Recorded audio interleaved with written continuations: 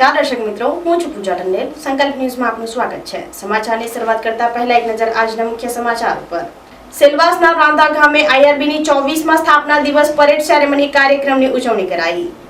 20 વર્ષની નોકરી દરમિયાન ઉત્કૃષ્ટ કામગીરી કરનાર જવાનોને પ્રમાણપત્ર આપી સન્માનિત કરાયા।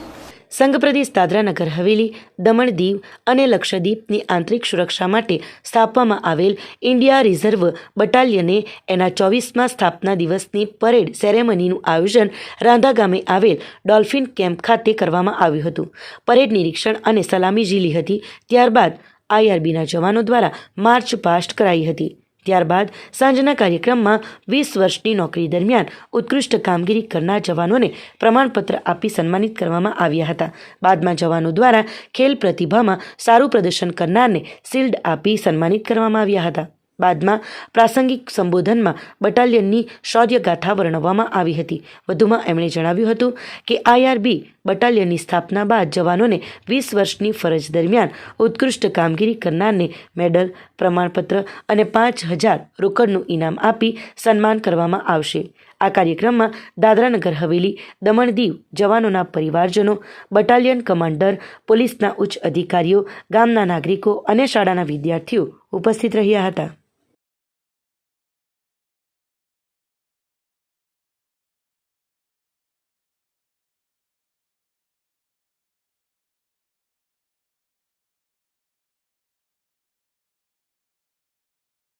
देखिए, इंडिया रिजर्व बटालियन जो 2000 में रेज की गई, उस समय के प्रधानमंत्री थे एल.के. अडवाणी साहब, वो यहीं पे आए थे और यहीं पे फंक्शन हुआ था। तो उसके बाद से हम हर साल हमारी जितनी यूनिट है वहाँ पे रेजिंग डे मनाते हैं 16 दिसंबर को। उसी संदर्भ में आज हमारा 23 साल बटालियन का हो गया, तो हम 24वां रेजिंग डे मना रहे हैं। तो आज हर यूनिट में, यहाँ से लेकर लक्षद्वीप तक, लक्षद्वीप में हमारे कमांडर साहब ने झंडा, बटालियन का झंडा फहराया है, हर यूनिट में मनाया जा रहा है।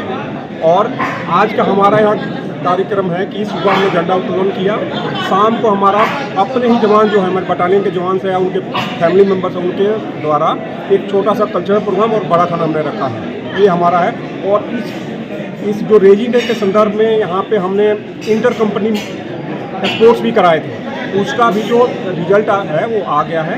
उसका भी हम शाम को वहाँ पे उनको जो प्राइज़ है यानी कप है वो हम देंगे। ये हमारा आज का पूरा, यानी हमने यहाँ पे क्या फुटबॉल मैच खेला। फुटबॉल मैच जो जिसकी उद्घाटन हमारे माननीय डीआई साहब ने किया था, वो दमन में हुआ।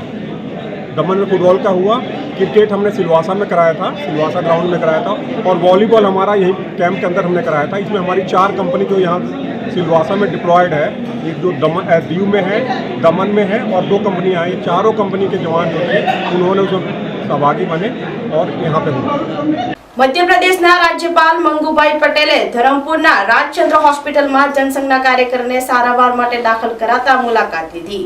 કપરાડાના માજી ધારાસભ્ય માધુભાઈ રાઉત અને પારડી ભાજપના માજી પ્રમુખ નગીનભાઈ પટેલના રાજ્યપાલે ખબર અંતર પૂછ્યા। વલસાડ જિલ્લાના જનસંઘના કાર્યકર તરીકે સેવા આપનાર અને પારડી તાલુકા ભાજપ માજી પ્રમુખ નગીનભાઈ પટેલની તબિયત લથડતા ધરમપુરની શ્રીમદ રાજચંદ્ર હોસ્પિટલમાં સારવાર માટે ખસેડ્યા હતા, જેની જાણ મધ્યપ્રદેશના રાજ્યપાલ મંગુભાઈ પટેલને થતાં મંગુભાઈ પટેલે ધરમપુરની શ્રીમદ રાજચંદ્ર હોસ્પિટલની મુલાકાતે આવ્યા હતા। મંગુભાઈ સાથે નગીનભાઈ પટેલે વલસાડ અને નવસારી જિલ્લા માટે જનસંઘને મજબૂત કરવા માટે કામગીરી કરી હતી। મંગુભાઈએ સાથી મિત્ર નગીનભાઈ પટેલ સાથે હોસ્પિટલમાં મુલાકાત લઈ શુભેચ્છા પાઠવી હતી। મંગુભાઈ પટેલે નગીનભાઈ સાથેના સ્મરણોને વાગોડ્યા હતા। મધ્યપ્રદેશના ઉચ્ચ હોદ્દા ઉપર રહીને પણ પાયાના કાર્યકર્તાઓ સાથે એક મેળ બનાવી મંગુભાઈ પટેલે સાર્થક કરી બતાવ્યું હતું। પરિવારના સભ્યોને પણ તેમની સાથે વિતાવેલી ક્ષણો અને નગીનભાઈની કામગીરી અંગે ચર્ચાઓ કરી હતી। શ્રીમદ રાજચંદ્રના નિષ્ણાંત તબીબોને મળીને નગીનભાઈની ચાલી રહેલી સારવાર અંગે જરૂરી માહિતીઓ મંગુભાઈ પટેલે મેળવી હતી। આ ઉપરાંત કપરાડા તાલુકાના વારોલી તલાટ ગામ ખાતે જિલ્લા સંગઠનના માજી પ્રમુખ અને કપરાડાના માજી ધારાસભ્ય માધુભાઈ રાઉતના નિવાસસ્થાને શુભેચ્છા મુલાકાત લીધી હતી। આ પ્રસંગે તેમણે ઉપસ્થિત સૌને સંબોધીને જૂના સંસ્મરણોને વાગોડીને કાર્યકરો સાથે મુલાકાત પણ કરી હતી। કપરાડાના ધારાસભ્ય જીતુભાઈ ચૌધરી પણ રાજ્યપાલના સ્વાગત માટે ખાસ ઉપસ્થિત રહ્યા હતા।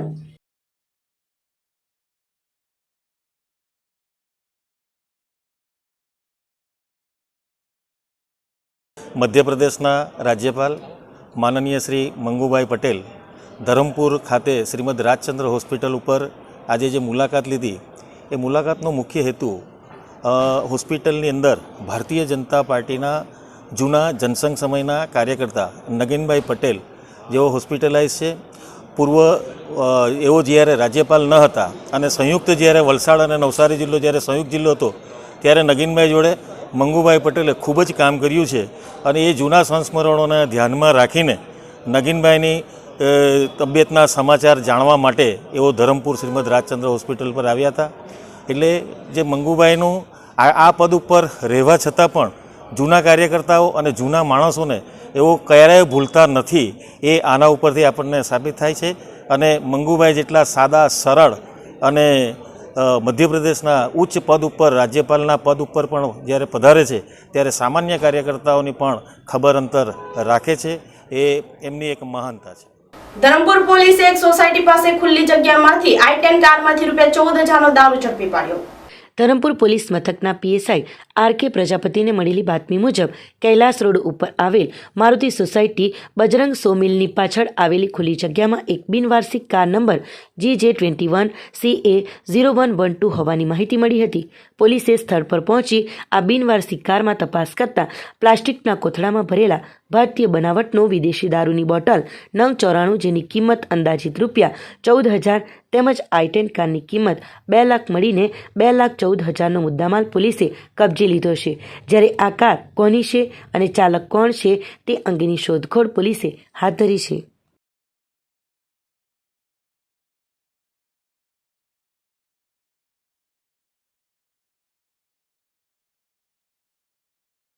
ગીર સોમનાથના કોડીનારમાં 59 જેટલા લોકોને ઠગનાર મહાઠગની ધરપકડ. ઠગ ઘેટા બકરા બાઇકથી લઈને કોઈ પણ વસ્તુ ખરીદી લેતો હતો. પૈસા વિના જ 59 જેટલા લોકોને છેતરી લેનાર બેજાબાજ પોલીસના સકંજામાં આવ્યો. ગીર સોમનાથના કોડીનાર પોલીસે એક મહાઠગની ધરપકડ કરી છે. આ ઠગ ઘેટા બકરા બાઇકથી લઈને કોઈ પણ વસ્તુ ખરીદી લેતો, એ પણ પૈસા વિના જ. અત્યાર સુધી 59 લોકોને છેતરી લેનાર આ બેજાબાજ પોલીસના સકંજામાં આવ્યો છે. ગીર સોમનાથના કોડીનાર પોલીસમાં વડનગર ગામના જેસાભાઈ નામના ફરિયાદ નોંધાવી હતી કે તેમના દીકરાનું બાઇક વેરાવળ આડારી ગામનો અમર હાજી જીકાની નામનો શખ્સ બાઇક લઈ ગયો અને 3.40 લાખનો ચેક આપ્યો હતો. જે ચેક બાઉન્સ થયો હતો. એમને એક પણ રૂપિયો મળ્યો ન હતો. તો જૂનાગઢના વંથલીના ફરિયાદી પણ આવી જ રીતે પોલીસ સ્ટેશને પહોંચ્યા. તેમનું કહેવું છે કે કોઈની ભેંસો તો કોઈના બકરા તમામ વસ્તુની આ ખરીદી કરતો અને ચેક આપતો, પરંતુ તમામના ચેક બાઉન્સ થઈ રહ્યા હતા. અમે વંથલી પોલીસ સ્ટેશનનો જેથી સંપર્ક કર્યો હતો. આખરે કોડીનાર પોલીસ વેરાવળના ડારી ગામના બેજાબાજ શખ્સને શોધી કાઢ્યો અને પૂછપરછમાં આ વ્યક્તિએ જે ખુલાસો કર્યો તે સાંભળી પોલીસ પણ ચોંકી ઉઠી. પોલીસના કહેવા મુજબ અમર હાજી જીકાની 1-2 નહીં પણ 59 લોકોને છેતરી ચૂક્યો છે. તેણે 59 લોકો પાસેથી 52 લાખની વસ્તુઓ ખરીદી ચૂક્યો છે અને કોઈને 1 રૂપિયો નથી ચૂકવ્યો.